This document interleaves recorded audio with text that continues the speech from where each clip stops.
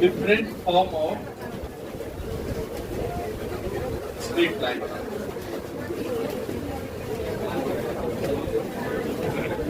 कल हम थोड़ा सा शुरू किए थे बस स्ट्रेट लाइन को कैसे लिखते हैं, तो उसके लिए मिनिमम 2 पैरामीटर की जरूरत है। तो स्ट्रेट लाइन को कितने तरीके से लिख सकते हैं उसको हम पढ़ाना चाहते हैं। सबसे पहला लिखो फॉर्म स्लोप इंटरसेप्ट फॉर्म।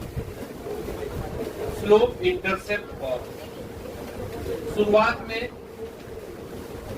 यदि कोई लाइन पॉजिटिव एक्स एक्सिस से एंटी क्लॉकवाइज डायरेक्शन में थीटा एंगल बनाता तो उसका स्लोप क्या होता है? tan theta. और दूसरी तरीके से क्या बताए थे, यदि किसी लाइन पे 2 पॉइंट दिया हुआ है x1 y1 और x2 y2, तब उसका स्लोप क्या होता है? y2 minus y1 bye x2 minus. तो यदि किसी लाइन में स्लोप दिया हुआ हो और इंटरसेप्ट दिया हुआ हो तो उसका इक्वेशन हम कैसे लिखते हैं ये समझा रहे हैं। एक लाइन लिखिए, equation of straight line, equation of straight line with slope m, with slope m, equation of a straight line with slope m and having y intercept c, या फिर and y intercept c। ये देखो क्या लिखा हुआ है, equation of a straight line with slope m and y intercept c is y is equal to mx plus c। अगर किसी लाइन का स्लोप m दिया हुआ है और y इंटरसेप्ट c दिया हुआ है तो उसका इक्वेशन ऐसा होता है। तो y इंटरसेप्ट क्या होता है कि कोई स्ट्रेट लाइन है, यदि ऐसा है तो y एक्सिस पे जितना लेंथ काटा है उसको क्या बोलते हैं?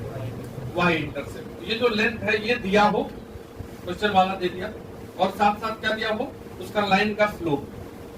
तो हम डायरेक्ट इस फॉर्म से इक्वेशन लिख सकते हैं। ये कैसे होता है इसको प्रूव कर देते हैं। ठीक है, यदि मान लो कि एक लाइन है, ये भी लाइन है, ये y एक्सिस को काटा है यहाँ, तो क्वेश्चन वाला बोला है कि y इंटरसेप्ट कितना है, देखना है, बाद में लिख लेना। ठीक है, y इंटरसेप्ट कितना बोला है? c, मतलब ये लेंथ c है यहाँ से यहाँ, ये गिवन है क्वेश्चन। तो अगर ये लेंथ c है तो ये वाला पॉइंट को क्या लिखोगे? ये वाला पॉइंट को क्या लिखेंगे? ये y एक्सिस पे है, y एक्सिस पे है तो x है नहीं, y एक्सिस पे कोई पॉइंट है तो वहां x नहीं होता, ये तो समझते हो ना? ये भी नहीं समझते, 11th में पहुंच गए, 12th में पहुंचने वाले हैं। अगर कोई हमसे पूछे कि ये y एक्सिस का कोई पॉइंट है, इसका क्या कोऑर्डिनेट होगा, x कोऑर्डिनेट फिक्स है 0, क्योंकि y पे x कब होता कुछ, जब आगे पीछे होते, और y में कुछ है। y में कितना है यहाँ पे ये बताओ। c ऊंचाई है, दिख रहा है, 0,c एक पॉइंट सामने आ गया, इसी पॉइंट से वो लाइन जा रहा है। और क्या दिया हुआ है? इस लाइन का स्लोप। यदि हम मान लें कि ये पॉजिटिव एक्स एक्सिस से थीटा एंगल बना रहा है, मान लिया तो एंगल बनता है, तो क्वेश्चन में 2 बात दिया हुआ है, मतलब अपने हेडिंग में ये 2 बात दिया हुआ है कि इस लाइन का स्लोप कितना है, इस लाइन का स्लोप कितना है? m है। स्लोप किसको बोलते हैं? tan थीटा को बोलते हैं। तो ये दिया हुआ है, tan थीटा क्या दिया हुआ है? m, और ये पॉइंट से पास कर रहा है, वो पॉइंट दिया हुआ है, मतलब c इंटरसेप्ट बना रहा है y एक्सिस पे, तो ऊंचाई c हो गया, इस पॉइंट से पास कर। तब हमको इस लाइन का इक्वेशन ये लाना है, समझे बात? अब देखो इक्वेशन क्या होता है, जैसे तुम बोल दो 2 बराबर 2, तो ये इक्वेशन नहीं है, ये तो एकदम पक्का पक्की वाला बात है, इसमें कोई इक्वेशन वाला बात नहीं है। इक्वेशन का मतलब होता है कि कभी गलत भी हो जाए, ठीक है, कभी सही भी हो जाए। जैसे हम ये लिख दें x माइनस 2 बराबर 0, ये एक इक्वेशन हो गया, समझ बात? इक्वेशन में वेरिएबल का होना जरूरी है, ये भी मानो, वेरिएबल लिखेंगे तब इक्वेशन होगा, खाली कांस्टेंट लिखेंगे। तो हम इस लाइन पे अपने मन से एक पॉइंट मान लेते हैं, अपने मन से कहीं पे भी मान लेते हैं x, y। Let any point on line x, y, कहीं भी मान सकते, जहां बनते वो मान, क्योंकि वो वेरिएबल है, मान लिया लाइन पे मान लिया। अब पॉइंट को तुम समझते हो, यदि कहीं लिखा हुआ है मान लो 2,1, इसका क्या अर्थ होता है? इसका अर्थ होता है ये ऊंचाई 1 है, तब ना y कोऑर्डिनेट 1 है, और ये लेंथ कितना है? समझ रहे बात? ये जो 0,c है, इसका मतलब हुआ x में 0 है, नहीं चला आगे, और y में कितना है? अगर इस पॉइंट को मान लिया तो इसका ऊंचाई क्या दिख रहा है? y, ये ऊंचाई है y, ये पूरा ऊंचाई कितना है अपने अनुसार y है, और यहां से लेकर के यहां तक का लेंथ कितना है x, यहां तक x लिखाया। बोलो समझने वाले, अगर हम यहाँ एक ट्रायंगल फॉर्म कर दें तो यहां से लेकर के यहां तक का क्या लेंथ हो जाएगा, ये पूरा y और ये नीचे से ऐसे c है, तो ये लेंथ कितना हो जाएगा, ये x है तो ये भी x, और ये थीटा है तो ये भी थीटा। अरे ये थीटा है तो सामने थीटा होगा कि नहीं, ये सब बुद्धि क्लियर है। आशुतोष, अगर मान लो ये दो पैरेलल लाइन है और ऐसे एक लाइन काटता है तो ये एंगल और ये एंगल बराबर होता है, ये सब 10वीं क्लास पढ़े पैरेलल लाइन वाला कॉन्सेप्ट, नहीं पढ़े? ठीक है, तो अगर ये थीटा है तो वहां थीटा लगा दिया। वो ट्रायंगल में tan थीटा निकाल के देखो तो tan थीटा क्या निकलेगा बताओ, t/b, t क्या है इस ट्रायंगल में, b क्या दिख रहा है y माइनस b क्या दिख रहा है। तो क्वेश्चन में tan थीटा क्या दिया हुआ है m, tan थीटा m कर दीजिए, m बराबर y minus c by x, multiply कर दो इधर x को, mx equal to y minus c को इधर ले आइए, mx प्लस c बराबर y, यानी कि y is equal to mx plus. ये इक्वेशन ऑफ स्ट्रेट लाइन का किस फॉर्म में, स्लोप इंटरसेप्ट। अगर कहीं भी जीवन में हम इस इक्वेशन को देखेंगे, इस टाइप का इक्वेशन को, तो जो x में लगा हुआ है वो स्लोप है, और जो बगल में c लिखा हुआ है वो क्या है, y एक्सिस पे जहां कटता है वो वाला y इंटरसेप्ट। अगर हमारे पास लिख दे कोई y equal to x minus 1, x में क्या लगा हुआ है तो स्लोप हो गया इसका 1, मतलब 45 डिग्री जाएगा। और कौन y इंटरसेप्ट क्या है इसमें -1, मतलब इसका ग्राफ अगर डायरेक्ट बनाना चाहे तो ये c -1 है, मतलब y एक्सिस पे -1 पे काटेगा, 45 डिग्री पे जाएगा, ऐसा ग्राफ बनेगा। समझ लेंगे बात। अगर कोई बोल दे तुमको कि y इक्वल टू कुछ x प्लस 3, इसका हमको देखना स्लोप क्या है यहाँ पे 1, कहां से जाएगा y एक्सिस 3 से, c है 3, y इंटरसेप्ट तो 3 यहाँ पे नोट कर लो और ऐसे 45 डिग्री पे दे दिया, रफ बना दिया। तो स्लोप इंटरसेप्ट फॉर x का कोफिशिएंट को क्या बोलेंगे स्लोप। अगर कोई हमसे पूछे कि चलो 2x plus 4y is equal to 8, बताइए इसका स्लोप क्या होगा, ऐसे पूछ लिया तो हम पहले लाइन को इस फॉर्म में कन्वर्ट करेंगे। ये कौन सा फॉर्म है, ये ऐसा फॉर्म है जिससे स्लोप क्लियरली दिख रहा। स्लोप किसको बोलते हैं हम, ध्यान को इधर लाइन, अगर कहीं जा भी रहा है, रात में बात हुआ आधा पूरा नहीं हुआ तो भी कोई बात नहीं, मतलब पापा कुछ कर रहे थे तब तक में घर में कुछ हो गया तो आधे रह गया बात, या कोई मम्मी कोई घर में बच्चे कुछ कर रहा है, ठीक है क्या होगा प्रेशर टेंशन नहीं लेना उस नहीं, दिमाग तो चल जाता है पढ़ते पढ़ते क्या आपने फिर 9 बजेगा, कभी मोबाइल भी नहीं यूज कर सकते। हम तो देखते हैं कितना बच्चा सब रोते रहता है फालतू में, कितना अच्छा लोग बता रहे थे क्या है भटक जाते हैं आप हमको तुम पढ़ाओ, तुम हमको तुमको पढ़ाएंगे तब होगा अच्छा। देखो इधर ये y बराबर mx प्लस c जो फॉर्म है, अगर हमको स्लोप इंटरसेप्ट वाला फॉर्म डायरेक्ट समझना तो केवल y होना चाहिए LHS, बाकी सब RHS। तो यहाँ है क्या ऐसा, यहाँ नहीं है, तो इधर 4y को रहने तो बाकी उधर भेज दो -2x प्लस 8। अब y होना चाहिए तो 4 को भी हटा दो, 4 को कहाँ लेके चले जाएगा उस तरफ, y बराबर क्या हो जाएगा -2x/4, 4 उसमें भी चला जाएगा 8/4, तो ये y इज इक्वल टू 2 से कट जाएगा -12x प्लस 2। ये हुआ स्लोप इंटरसेप्ट, उसी को हम कन्वर्ट कर दिए। अब इसको देख के स्लोप क्या है बताओ, -12।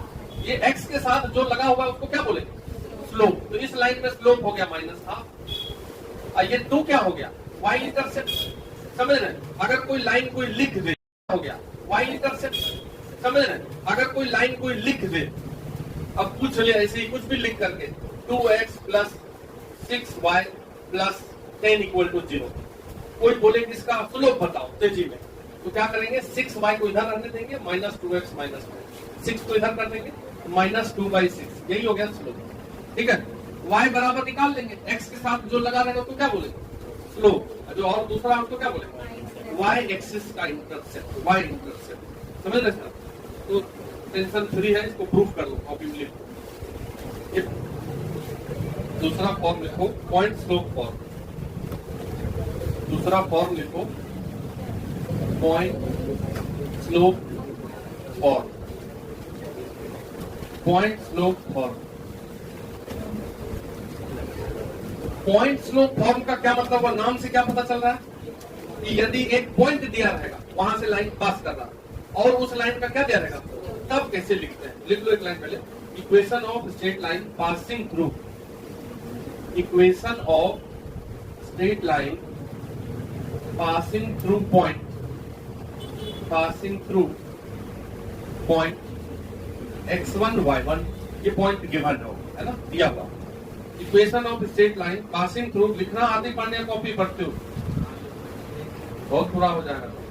Equation of straight line passing through point x1 y1 and having slope m, and having slope m, दो चीज दिया हुआ है, इज लाइन का इक्वेशन जो कि x1 y1 से पास करता है और उसका स्लोप यदि m हो तो क्या होता है, यही हम प्रूफ कर लेते हैं। कर ले तो पहले लिख ही लो इक्वेशन, तब प्रूफ कर देंगे।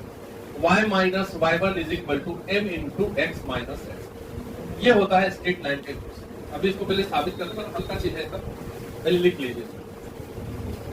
अगर कोई लाइन लिखना है और ये दे दिया कि ये लाइन कहां से पास कर रहा है, एक फिक्स पॉइंट x1 y1 से पास, ये दिया हुआ पॉइंट, और इसका स्लोप दे दिया है। क्या क्या दिया हुआ है? एक पॉइंट दिया है, और क्या दिया हुआ है? Slope m। तो इस लाइन का इक्वेशन ऐसा होता है। कोई बच्चा याद भी कर सकता है कि जो पॉइंट दिया हुआ है x1 y1, तो y माइनस y1 LHS में और RHS में x माइनस x1, बस उधर क्या इंटू कर दिए हैं, ये याद कर ले।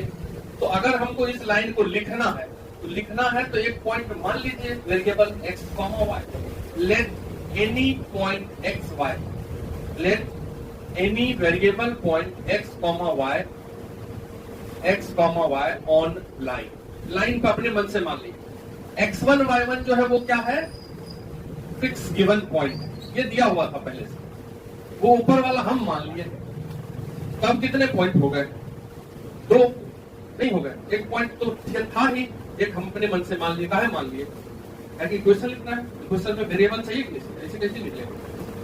तो इसलिए हम अपने मन से वेरिएबल पॉइंट, अगर दो पॉइंट तुम्हारे सामने आ गया तो इसलिए अब इस लाइन का स्लोप क्या लिखोगे? नहीं मारेंगे, तुमको हम लेक्चर जो भेज दिए हैं स्लोप वगैरह के बारे में जो बताए हैं उसको सुन लो। तुम सुना नहीं सुना, ताकि तुमको वहां पार्टी से फुर्सत नहीं है। मान लो, देखो तुम्हारे लिए बोल रहा है, मान लो हम खा रहे हैं बैठ के चार को दोस्त, अपना ईयरफोन कान में लगा ले, कब करने के लिए लगा लेते हो कि नहीं, या गाने सुनने के लिए लगा लेते हो, और लेक्चर ही ऑन कर दिए, तो डिफाइन हो जाएगा स्लोप। बोलो ये तो गजब आदमी है, नहीं पढ़ेंगे यहाँ, ठीक है, टोकता है, खाने में भी टोकते हैं।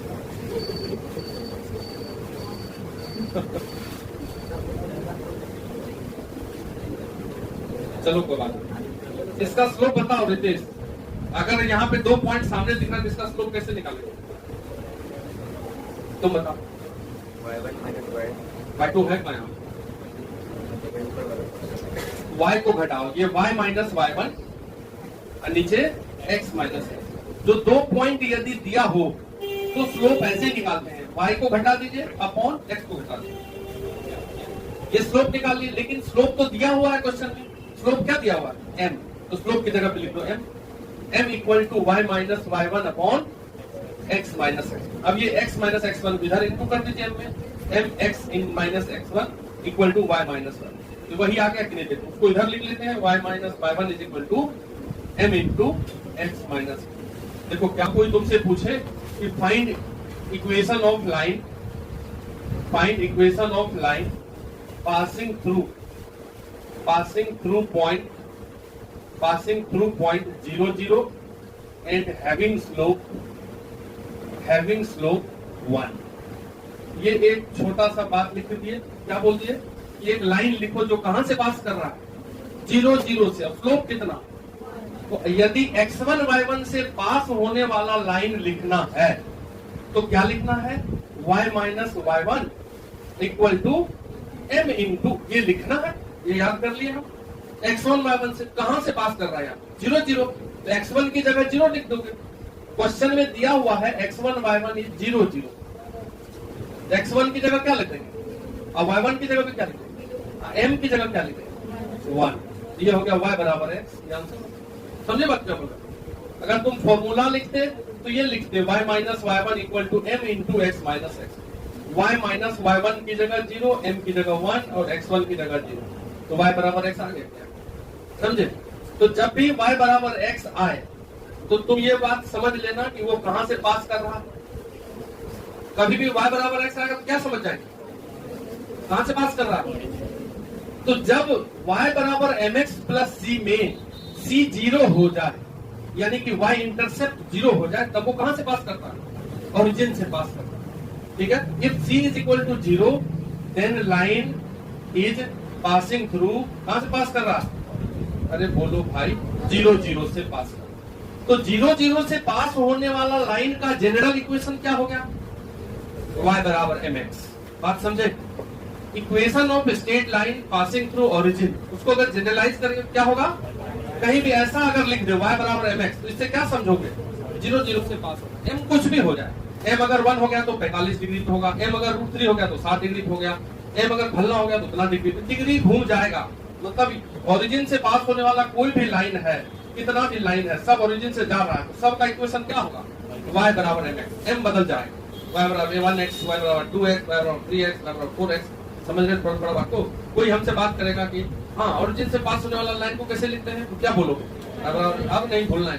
कितना है इक्वेशन ऑफ लाइन, कहां से पास कर रहा है, passing through 0 0 and slope having slope √3। क्या होगा बोलो भाई कि 0 0 से पास होने वाला कोई भी लाइन हो, उसका इक्वेशन कैसा होता है, y बराबर c 0 कर देना। तो जैसे ही बोले 0 0 से पास करना है तो लाइन तो ऐसा ही होगा, y बराबर mx, लेकिन m स्लोप भी दिया हुआ है √3, m की जगह क्या रखोगे। तो ये बोलने में इतना शर्म का आ रहा, जब अभी समझाए तो नहीं लिख सकते, तो लिख सकते हैं। अगर कोई पूछ लिया 0 0 से पास होने वाला लाइन होगा कैसा, mx, y बराबर mx। अब m लिखना पड़ेगा, m दे दिया है √3, तो नहीं लिखेंगे। समझे? Find equation of straight line passing through point 2,3, passing through point, अच्छा क्वेश्चन भी आ जाएगा, 2 3 and makes an angle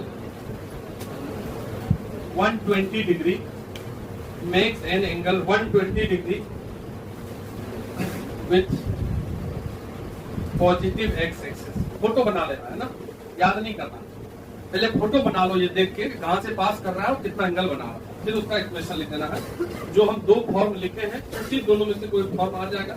यहाँ पॉइंट दिया हुआ है और एंगल दिया हुआ है, तो मतलब पॉइंट स्लोप फॉर्म से लिखेंगे। फोटो बना जल्दी, क्वेश्चन 2 3 से पास कर रहा है, तो 2 3 कहीं यहाँ फर्स्ट क्वाड्रेंट पे है और x एक्सिस से 120 एंगल बना कर रहा है, तो 2 3 कहीं यहाँ फर्स्ट क्वाड्रेंट पे है और x एक्सिस से 120 एंगल बना रहा है, तो लाइन तो इधर झुका हुआ रहेगा, तब ना ये 120 होगा। हमको इस लाइन का इक्वेशन लिखना है।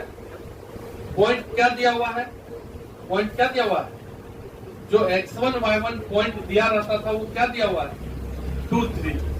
स्लोप जो है जिसको m बोलते हो वो दिया नहीं है, निकाल लेते हैं। 120 डिग्री एंगल बना रहे हैं तो tan 120, और tan 120 को क्या लिखते हैं, 180 minus 60 minus tan 60 minus √3। Slope निकल गया। अब इक्वेशन ऑफ लाइन क्या होता है, पॉइंट स्लोप फॉर्म। अगर पॉइंट और स्लोप दिया हुआ है तो पॉइंट स्लोप फॉर्म से लाइन क्या लिखते हैं, y माइनस y1, कॉपी देख लो, m इंटू x माइनस। अभी ना बताए दूसरा वाला, तो x1 y1 की जगह ये लिख दीजिए, y की जगह लिख दीजिए 3, m की जगह लिख दीजिए माइनस √3 और x माइनस x1 की जगह। इसको यहाँ भी छोड़ सकते हैं, आगे भी ब्रैकेट ओपन करके सॉल्व कर सकते हैं। फाइंड नंबर ऑफ क्या integral, find number of integral value of m क्या लिखा हुआ है? फाइंड नंबर ऑफ इंटीग्रल, लिखो find number of integral value of m for which find number of integral value of m for which x coordinate. अब बोलो ये अचानक काहे कुछ लिखने लगे? x coordinate of point of intersection. पहले क्वेश्चन लिखिए।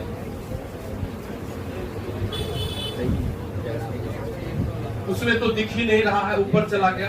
बोल रहे हैं find number of integral value of m for which x coordinate of point of intersection of x coordinate of point of intersection of lines 3x plus 4y is equal to 9 and y बराबर mx plus 1 is an integer। अब हम पहले समझाएं question क्या बोला। देखो यहाँ पे दो लाइन दिया हुआ है, इधर देखते दो लाइन है, एक और दो। हम दोनों लाइन को लिखते हैं। एक है y बराबर mx plus c और दूसरा लाइन है 3x plus 4y। क्वेश्चन ये पूछ लिया, अब तुम ही बताओ कि क्वेश्चन ये पूछा हुआ है और आसान कितना है। ये देखो क्वेश्चन पूछा है कि ये दोनों लाइन अगर इंटरसेक्ट करेगा, टकराएगा। लाइन इंटरसेक्ट करने का मतलब होता है, जब तुम 10th क्लास में पढ़े थे दो वेरिएबल निकालने के लिए, तो एक इक्वेशन लिखा रहता था, इस टाइप से लिखा रहता था और बोलता था सॉल्व करें। तो जिस इक्वेशन को सॉल्व करने पर x और y फाइंड हो जाए, निकल जाए, वो लाइन इंटरसेक्टिंग लाइन कहलाता है। मतलब समझ रहे, दोनों एक ही जगह पे आ गया, मतलब x का वैल्यू और y का वैल्यू दोनों के लिए सेम हो गया। तो इंटरसेक्टिंग लाइन का क्या मतलब होता है कि सॉल्व करने पर x और y निकले। अगर तुम कोई दो लाइन लिख दो, जैसे हम बोलते हैं x plus y equal to 4 और 2x plus 2y is equal to, या ऐसे बोलते कि 2x plus 2y is equal to 6। बोले सॉल्व करो, इसको सॉल्व करिए, ठीक है। तो इसको जब तुम सॉल्व करने जाओगे तो सॉल्व नहीं होगा, क्योंकि देखो यहाँ x प्लस वाई 4 बोल रहा है और यहाँ से 2 कॉमन करके उधर कटाएंगे तो x प्लस वाई क्या बोल रहा है? 3। तो एक साथ में x प्लस वाई 4 और x प्लस वाई 3 तो होता नहीं है कभी। तो दो लाइन अगर लिखा हुआ है तो सॉल्व हो ये जरूरी नहीं है। इसी को बोलते थे हम parallel lines. a1 by a2 b1 by b2 not equal to c1 by c2, so there is no solution। सब बराबर तो मेनी सॉल्यूशन, नहीं बराबर इधर वाला तो वन सॉल्यूशन। ये सब याद किए थे कि नहीं? और ये बोर्ड में भी पूछता है कि कब एक सॉल्यूशन, कब नो सॉल्यूशन, कब याद किए थे, ठीक है। तो हम ये बता रहे हैं कि अगर ये दो लाइन है और ये दोनों लाइन सॉल्व हो रहा है, मतलब x निकल रहा है और y निकल रहा है, मतलब इंटरसेक्ट कर रहा है दोनों लाइन, तो m का वो वैल्यू बताना है जिसके लिए ये सॉल्व हो करके x जो आएगा इसका वो इंटीजर हो जाए। अच्छा बताओ कैसे इसको सॉल्व करेंगे? तो 2 मिनट में बताओ कैसे इसको सॉल्व करेंगे। अगर यहाँ से y का वैल्यू उसमें रख दो जाके, तो y एलिमिनेट हो जाएगा। x और y का इक्वेशन दिया है, एक को हटा देंगे तो दूसरा निकल जाएगा। तो यहाँ से y की जगह रख देते mx प्लस 1। ये y बराबर mx प्लस 1 रख दो यहाँ तक, 3x plus 4 into mx plus 1 equal to 9। हम y हटा दें। अब इसको थोड़ा सा सॉल्व करोगे तो 3x plus 4mx plus 4 equal to 9। 4 उधर जाके माइनस कर दूं, यहाँ से x कॉमन कर दे, 3 plus 4m is equal to क्या आ गया? 5। यहाँ से x क्या निकल गया? 5 बाय 3 प्लस 4। यही है x। किसका x है ये? दोनों को सॉल्व करने पर x क्या निकलेगा? ये निकलेगा कि नहीं निकलेगा? तो हमसे क्वेश्चन में ये पूछ दिया कि m का वो वैल्यू बताओ जिसके लिए इंटीजर हो जाए। समझे बात क्या बोल रहे हम? m की जगह क्या रखें कि ये जो 5 बाय 3 प्लस 4m है ये इंटीजर हो जाए। जैसे अब तुम सोचोगे m की जगह 0 रखना है, तो 0 रखो तो 5 बाय 3 इंटीजर हो रहा, तो m 0 नहीं, आंसर नहीं आएगा। 1 रखते हैं, 1 रखो, 5 बाय 7 नहीं होगा इंटीजर। 2 रखो, 2 रखो, 5 बाय 11 नहीं होगा इंटीजर। यानी कि इधर तो नहीं दिख रहा हमको, ठीक है। कुछ ऐसा सोचो जैसे मान लो -1 रखे, -1 पे हो रहा है। m की जगह अगर -1 रखेंगे तो देखो x बराबर आया 5 बाय 3 प्लस 4 इंटू -1। तो 5/3 - 4 कितना होता है? तो -5 इंटीजर है, तो मतलब m की जगह -1 हो सकता है। ऐसे कितने वैल्यू होंगे जिसके लिए ये जो x आया है वो इंटीजर? वो क्वेश्चन है। क्वेश्चन क्या पूछा है? पढ़ो, नंबर ऑफ इंटीग्रल m, कितना m होगा, इसलिए ये पूछा। तो जो बच्चा इसको रख रख के चेक करेगा, हो सकता है उससे मिस कर जाए, और जो बच्चा थोड़ा सा बुद्धि लगा के करेगा उससे ये बन सकता है। तो आज इस पे लगाओ समय, तो कल बात करते हैं।